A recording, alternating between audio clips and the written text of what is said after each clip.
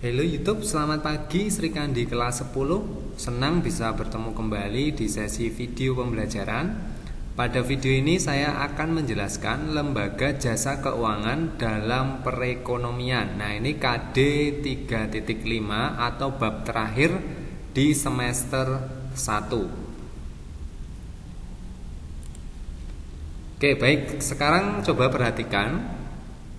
Pada video ini saya menampilkan sejumlah atau di sini ada nominal uang ya. Besarannya atau nilainya adalah Rp100.000. Nah, ada yang tahu hari uang itu kapan? Nah, ini postingan dari Bank Indonesia bahwa uang itu tak hanya menjadi alat transaksi teman-teman, tetapi juga menjadi simbol kedaulatan negara kita. Nah, hari uang itu jatuh pada tanggal 30 Oktober. Jadi saya rasa teman-teman tidak asing dengan yang namanya uang dan Bank Indonesia. Oke, gambar berikutnya. Nah, ini salah satu postingan dari Instagram Bank BNI. Coba perhatikan. Sekarang ini kan masanya pandemi ya. Di masa pandemi ini kita harus menerapkan 4M. Nah, kalau dari ilustrasi ini kejadiannya adalah pada saat transaksi ya, jual beli. Ya, ada seorang penjual dan ada seorang pembeli. Nah, si pembeli di sini bilang loh bukannya 3M. Nah, apa maksud dari 4M itu? Yang pertama tentunya kita harus pakai masker ya teman-teman kalau pergi keluar rumah. Yang kedua tentunya mencuci tangan. Yang ketiga kita harus menjaga jarak. Dan M yang terakhir, nah ini pertanyaan dari si konsumen atau si pembeli dalam ilustrasi ini adalah lo baru 3 tuh, satu lagi apaan? Nah ini jawab si penjual begitu. Yang keempat menerapkan transaksi non tunai. Nah, kata kuncinya di sini adalah adanya transaksi non tunai yang di sini disampaikan oleh Bank BNI. Saya yakin semua bank atau banyak perbankan yang ada di Indonesia sudah melakukan transaksi non tunai. Harapannya untuk meminimalisir penularan virus COVID-19. Oke, ilustrasi yang pertama tadi adalah Bank Indonesia.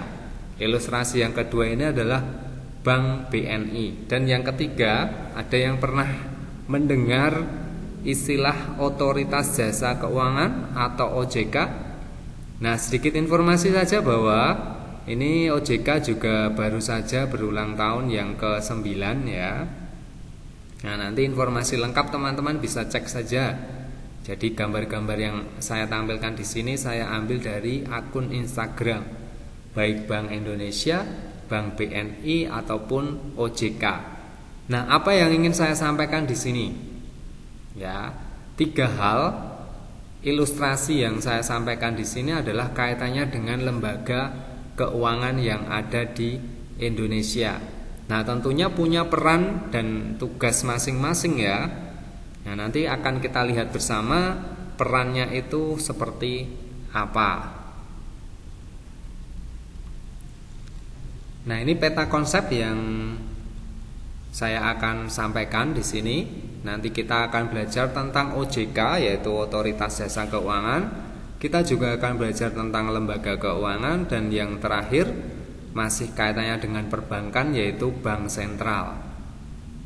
Tetapi nanti yang menjadi fokus kita adalah lembaga keuangan dan OJK. Oke, lembaga keuangan itu apa? Ya, mungkin sekali lagi teman-teman pasti tidak asing dengan apa yang namanya bank, apa yang namanya pegadaian, dan mungkin lembaga keuangan yang sebenarnya teman-teman mungkin tahu tetapi tidak paham atau belum tahu kalau ternyata itu masuk ke lembaga keuangan. Jadi lembaga keuangan itu merupakan badan usaha, ya kata kuncinya di sini adalah badan usaha atau institusi di bidang jasa keuangan yang bergerak dengan cara menghimpun dana dari masyarakat dan menyalurkannya kembali kepada siapa? Tentunya kepada masyarakat. Nah, di sini untuk apa? Untuk pendanaan serta dengan mendapatkan keuntungan dalam bentuk bunga atau persentase yang tentunya diatur ya. Nah, di background dari tulisan itu atau slide ini saya menampilkan dua hal. Di sisi kiri itu adalah salah satu contoh dari lembaga keuangan non perbankan, yaitu Pegadaian. Ini juga resmi milik pemerintah yang tergabung di BUMN. Dan yang di sebelah kanan ini merupakan contoh perbankan atau bank BRI begitu ya. Nah, ini sama-sama sekali lagi lembaga keuangan. Yang di sisi kiri itu non perbankan atau non bank, yang di sisi kanan adalah bank. Nah, jenis-jenis lembaga keuangan itu ada dua seperti gambar yang sudah saya tampilkan. Ini contoh yang berbeda kalau sekarang, yaitu lembaga keuangan bank. Ini contohnya di sini saya mengambil bank BNI. Jadi ini ada postingan di Instagramnya ya. Dan yang kedua di sisi kanan ini adalah Taspen. Jadi ada yang tahu kira-kira? Nah, ini salah satu BUMN juga, di mana bagi ASN itu bisa menyiapkan masa depan melalui PT Taspen ya, untuk menyiapkan dana pensiun begitu. Ini contoh ilustrasi ya, sama seperti slide sebelumnya. Oke, kita lanjutkan. Nah, lembaga keuangan itu apa? Ya, ini saya ulang kembali ya.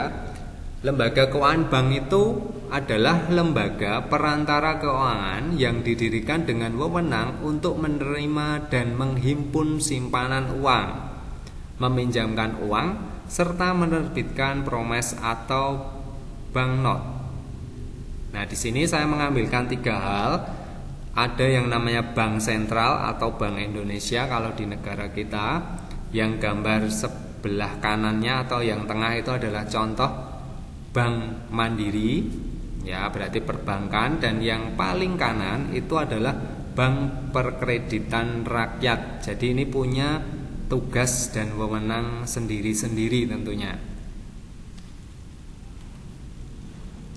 Nah, sedangkan lembaga keuangan non-bank itu apa?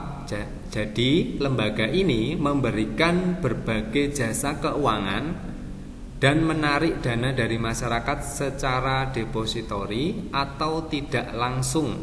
Nah, contoh ya. Contoh kalau yang ada di Indonesia ada perusahaan leasing, ada perusahaan asuransi, ada perusahaan dana pensiun, ada bursa efek, ya, ada pasar modal ya ini ya. Ada Pegadaian, ada reksadana. Dan nanti beberapa ini kita akan bahas satu per satu. Nah, kita mulai dulu dari bank. Jadi bank itu berasal dari bahasa Italia, yaitu banco, yang berarti meja atau bangku. Nah, dalam kehidupan sehari-hari, bank dikenal sebagai lembaga keuangan yang kegiatan utamanya adalah, nih poinnya ya di sini adalah menerima simpanan dari masyarakat, baik dalam bentuk tabungan, deposito maupun giro. Nah, perbankan di Indonesia diatur dalam Undang-Undang Nomor 10 Tahun 1998 ya, tentang perbankan. Jadi ada kata kuncinya, ada tiga hal di sini ya, menurut Undang-Undang Nomor 10 Tahun 98 ini. Yang pertama, menghimpun dana, menyalurkannya, dan meningkatkan taraf hidup masyarakat. Ya. Nah, tentunya ini juga masuk dalam fungsi bank ya.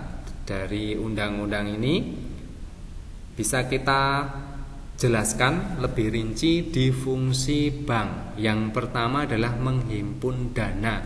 Dari mana? Dari masyarakat. Nah, dana perbankan itu ada tiga atau berasal dari tiga hal ini. Yang pertama adalah dana sendiri. Berarti Dana ini disetor pada waktu mendirikan atau penjualan saham di bursa efek jika bank tersebut sudah go public, begitu ya. Yang kedua, dana masyarakat dikumpulkan melalui apa? Melalui tabungan masyarakat, giro, deposito. Ya, dan yang terakhir, 3, dana pasar uang antar bank.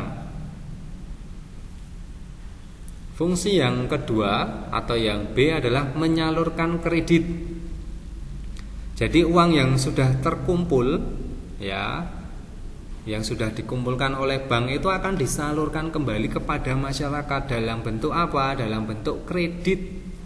Ya, kredit kepada masyarakat yang memerlukan dana untuk kegiatan usaha. Contohnya di sini investasi, modal kerja, atau untuk kegiatan konsumsi, misalnya untuk membeli kendaraan bermotor dan seterusnya. Nah, dengan fungsi ini diharapkan bank akan mendapatkan sumber pendapatan berupa bagi hasil atau bunga kredit. Ya, karena sudah meminjamkan maka ada yang namanya bunga kredit. Dan yang C adalah memberikan pelayanan jasa. Jadi ini fungsi yang ketiga, ya. Jadi bank juga berfungsi sebagai pelayan lalu lintas pembayaran. Nah, di sini berupa transfer dana, inkaso, cek, kartu kredit, uang elektronik, dan pelayanan lainnya, begitu ya. Oke, jadi ada 3 hal ya yang pokok fungsi bank secara umum. Nah, bank itu juga bisa digolongkan menjadi beberapa jenis. Nah, yang pertama berdasarkan kelembagaannya. Nah, berdasarkan aspek ini bank itu dibedakan menjadi 2 jenis, yaitu bank umum atau konvensional, dan yang kedua adalah bank perkreditan rakyat, begitu, atau lebih kita kenal BPR, begitu.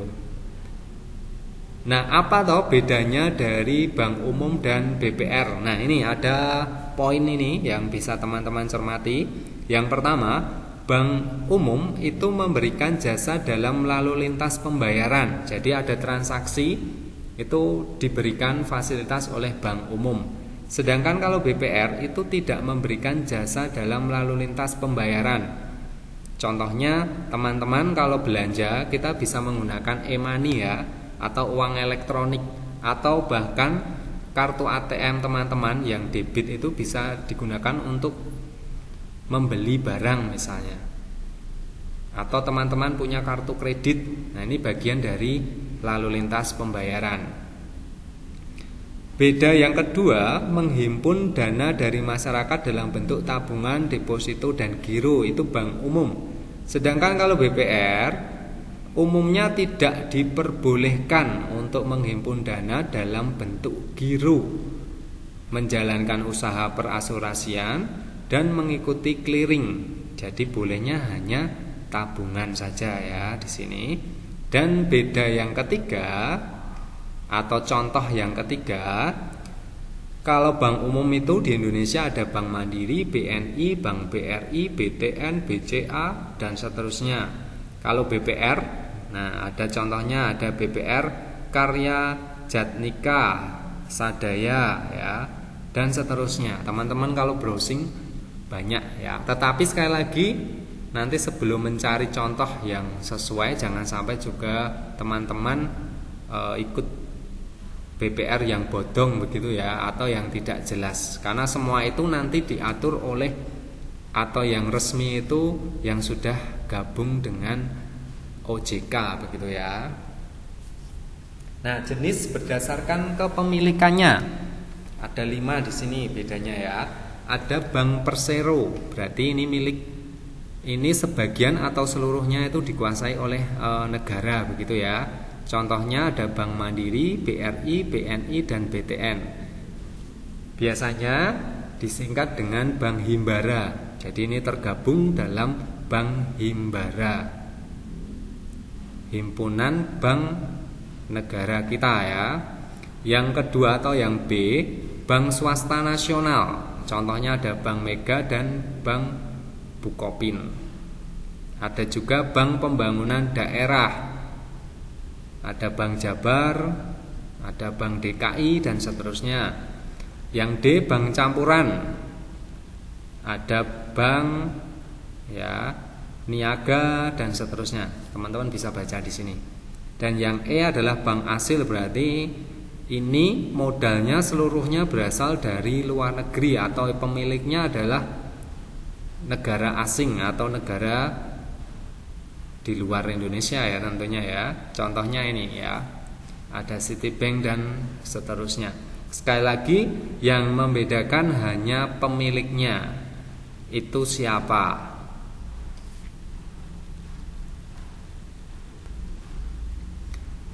Oke, prinsip kegiatan usaha di sini ada dua yang membedakan. Yang pertama adalah bank konvensional.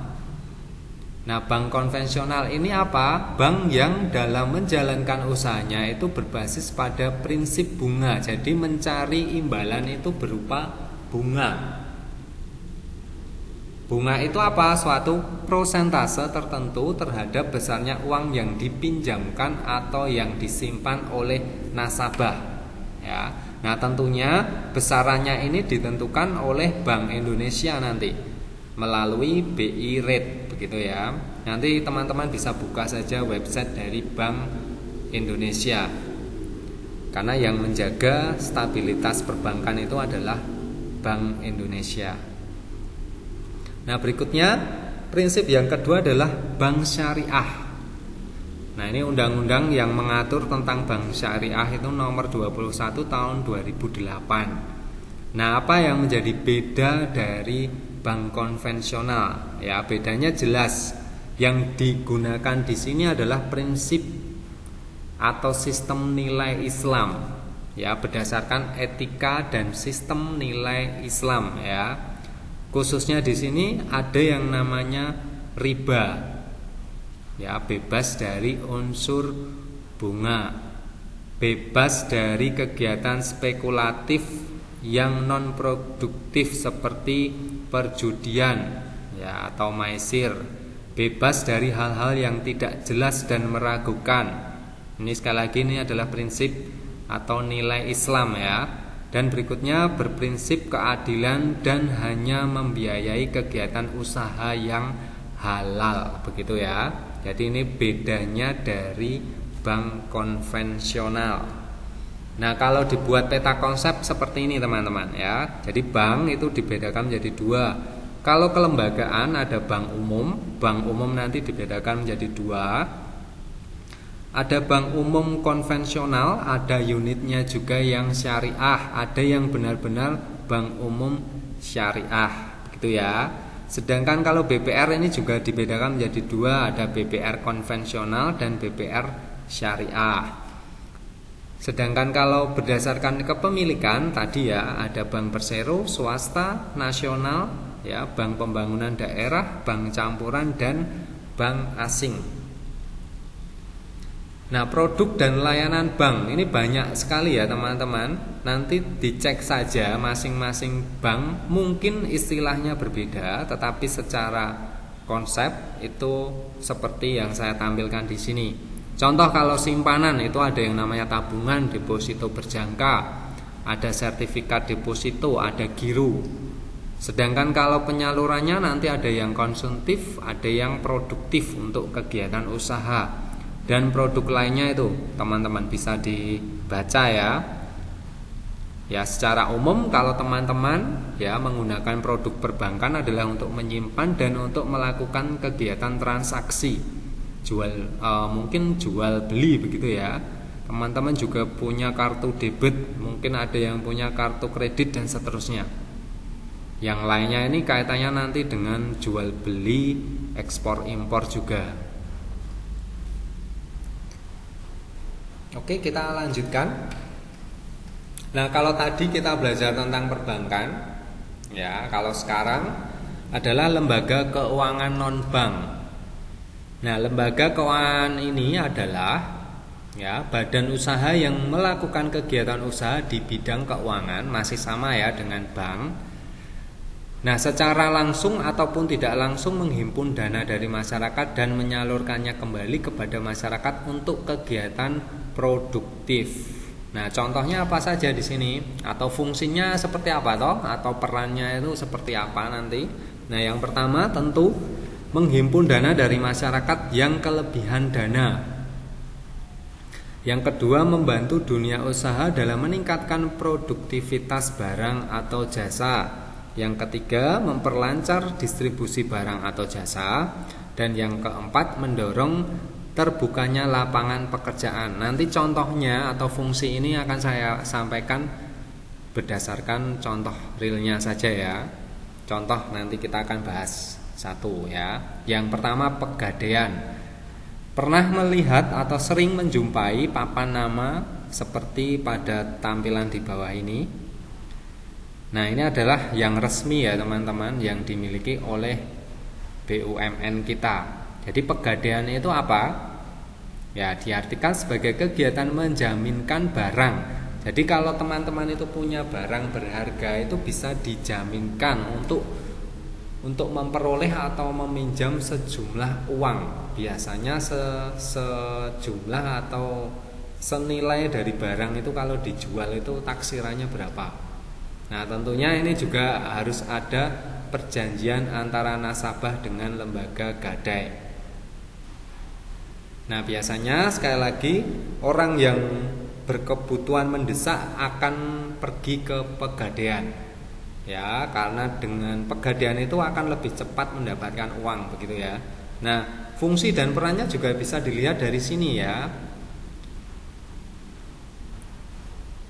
Oke ya. Kita lanjut saja ya. Yang kedua atau B, perusahaan sewa guna usaha atau biasa disebut dengan leasing. Jadi leasing ini berasal dari bahasa Inggris ya, tulis, yang berarti menyewakan. Ya.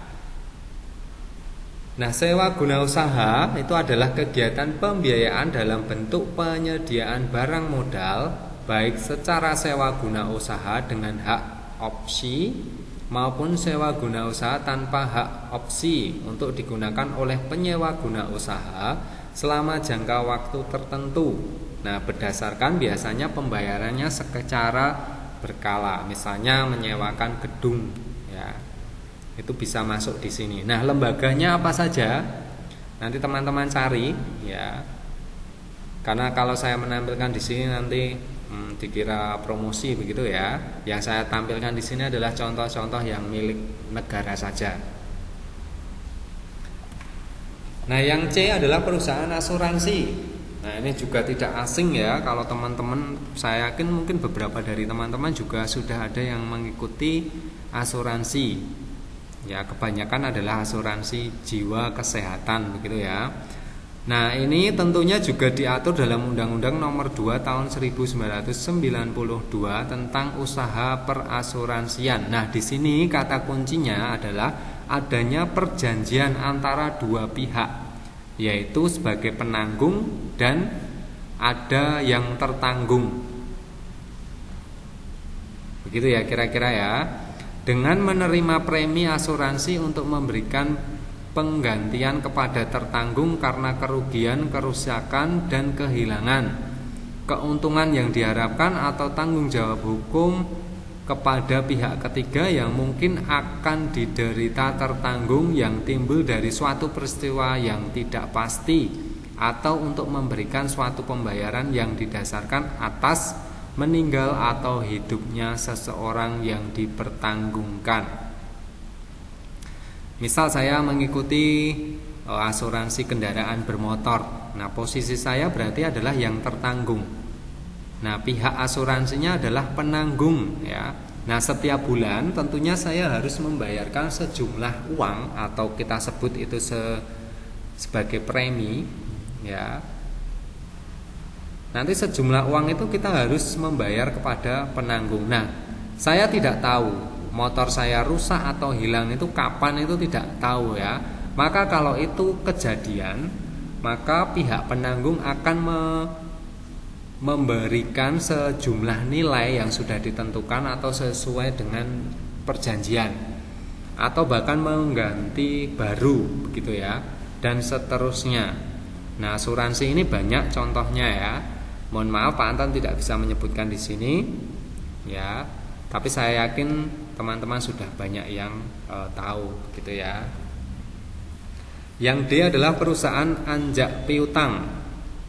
Nah, kegiatan ini memang mungkin masih asing di telinga kalian ya. Jadi kegiatan anjak piutang ini merupakan jenis perusahaan yang relatif baru di Indonesia, maka mungkin kalian masih asing mendengar kata ini. Nah, tentunya ini juga sudah diatur dalam keputusan menteri. Ini contohnya di sini ya, bisa dibaca. Nah, dalam KMK tersebut dikatakan bahwa anjak piutang adalah badan usaha yang melakukan kegiatan pembiayaan, ya kata kuncinya di situ, dalam bentuk pembelian atau pengalian serta pengurusan piutang atau tagihan jangka pendek suatu perusahaan. Nah, biasanya dalam transaksi perdagangan dalam atau luar negeri. Oke, gitu ya. Nah, yang E adalah dana pensiun. Nah, ini juga sudah diatur nomor 11 tahun 1992 tentang dana pensiun, yaitu badan hukum yang mengelola dan menjalankan program yang menjanjikan manfaat pensiun. Jadi manfaat pensiun ini didapatkan pada saat kapan? Setelah orang tersebut itu tidak bekerja atau sudah masuk ke masa pensiun. Kalau di Indonesia salah satu contoh yang dikelola oleh negara yaitu adalah Taspen. Jadi ini bagi ASN ya. Kalau pekerja swasta bisa tidak? Tidak bisa ya. Ini khusus ASN. Ini yang ada di Indonesia. Yang lainnya banyak juga ya. Contohnya nanti teman-teman bisa browsing. Yang F adalah pasar modal. Nah, apa definisi pasar modal? Yaitu kegiatan yang bersangkutan dengan penawaran umum dan perdagangan efek, perusahaan publik yang berkaitan dengan efek yang diterbitkannya, serta lembaga dan profesi yang berkaitan dengan efek. Kalau di Indonesia ada Bursa Efek Indonesia ya. Nanti di sana teman-teman bisa memperoleh atau ada produk yang diperdagangkan di pasar modal. Di sini saya menampilkan 5. Ada yang namanya saham, ada yang namanya surat utang atau obligasi, ada reksadana, ada reksadana berbentuk kontrak investasi kolektif, dan yang terakhir adalah derivatif. Ya, ini semua adalah produk-produk di pasar modal begitu. Nah, yang terakhir yang bisa Pak Anton sampaikan adalah yang namanya OJK. Jadi lembaga-lembaga keuangan tadi baik yang bank ataupun non bank itu dipayungi hukum yang namanya OJK. Jadi OJK itu adalah lembaga independen bebas dari campur tangan pihak lain. Nah, apakah Bank Indonesia diatur oleh OJK? Tidak ya, itu berdiri sendiri ya. Bank Indonesia berdiri sendiri, OJK berdiri sendiri. Nah, tetapi OJK itu kan mengatur juga kaitannya dengan pengaturan pengawasan perbankan. Bank Indonesia juga nanti harus menjaga stabilisasi ya. Stabilisasi ya moneter yang ada di Indonesia itu melalui bank-bank yang ada di Indonesia. Nah, OJK itu mempunyai fungsi, tugas, dan wewenang pengatur, pengawasan, pemeriksa, dan penyelidikan terhadap keseluruhan kegiatan di dalam sektor jasa keuangan, baik dari sektor perbankan, pasar modal, maupun sektor jasa keuangan non-bank seperti asuransi, dana pensiun, lembaga pembiayaan, dan seterusnya. Jadi sekali lagi, kalau teman-teman besok suatu ketika teman-teman itu membutuhkan dana, misalnya pergi ke Pegadaian misalnya ya. Nah, pastikan Pegadaian tersebut ya sudah dalam pengawasan OJK, berarti aman. Jangan sampai tidak diawasi oleh OJK. Berarti bisa saja ya itu bodong gitu ya, atau bahkan merugikan teman-teman sendiri. Jadi pastikan itu sudah dalam pengawasan OJK. Nah, fungsi OJK itu apa ya? Menyelenggarakan sistem pengaturan dan pengawasan yang terintegrasi terhadap keseluruhan kegiatan di sektor jasa keuangan. Sekali lagi, bisa perbankan, bisa non perbankan. Visinya apa? Menjadi lembaga pengawas industri jasa keuangan yang terpercaya, melindungi kepentingan konsumen dan masyarakat, dan mampu mewujudkan industri jasa keuangan menjadi pilar perekonomian nasional yang berdaya saing global, serta dapat memajukan kesejahteraan umum. Ini tidak perlu dijelaskan ya, karena ini visi OJK.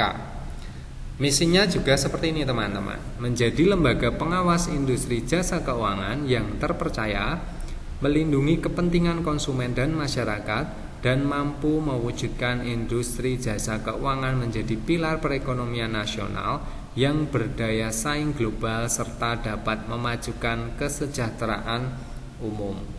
Oke, baik, terima kasih. Semoga apa yang saya sampaikan ini dapat menambah wawasan teman-teman secara khusus lembaga keuangan yang ada di Indonesia. Nah, semuanya ini saling berkolaborasi demi perekonomian di Indonesia. Nah, sumber belajarnya ini teman-teman nanti bisa diakses saja di sana, ataupun sumber belajar yang lain silahkan dilengkapi. Terima kasih untuk pertemuan yang singkat ini pada video ini. Ya, harapannya ini juga nanti sudah saya rangkum untuk PAS. Ya, jadi sebenarnya materinya banyak, tetapi saya rangkum saja, saya singkat seperti pada slide atau video ini. Semoga video ini bermanfaat dan menambah wawasan teman-teman. Sekian dan terima kasih.